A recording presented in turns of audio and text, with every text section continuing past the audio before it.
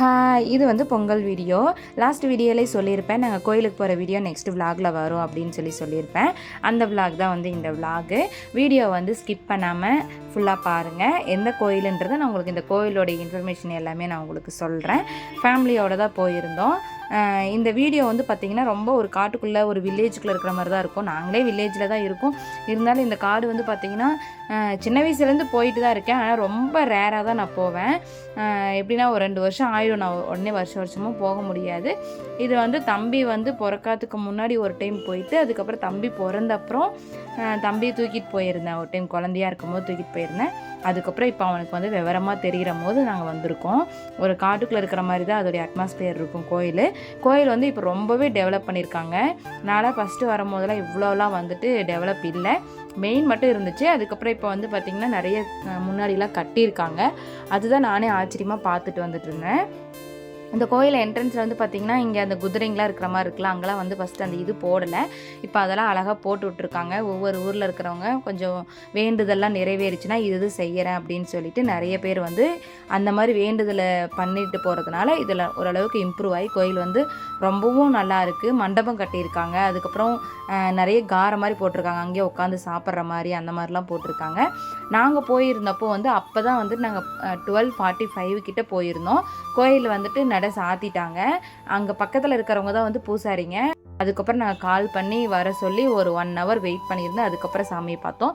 காலையிலே வந்து அவங்க வந்துட்டு சாமி கழுவி அதுக்கு பொட்டெல்லாம் வச்சு பூஜை பண்ணிட்டு போயிட்டாங்க.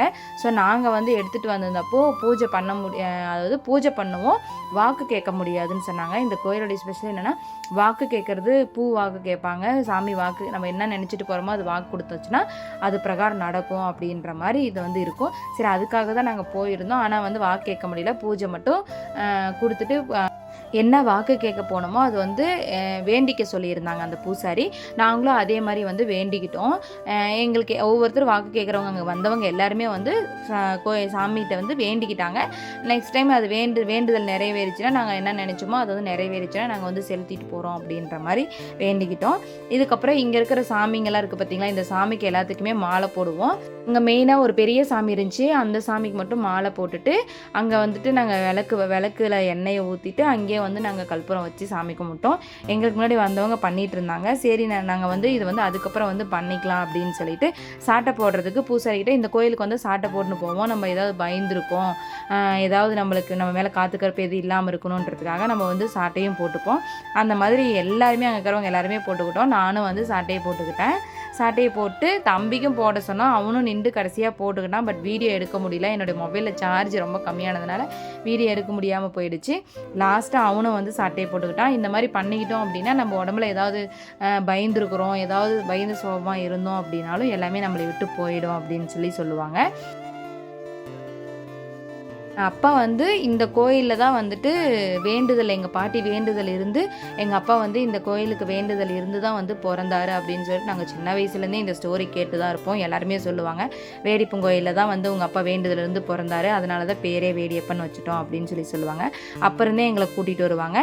அதுக்கப்புறம் இங்கே வந்து ஒரு ஓம் சக்தி ஒரு புத்துக்கோயில் வந்து அங்கேயும் வந்து இருக்குது. அங்கேயும் வந்து வாக்கு சொல்லுவாங்க.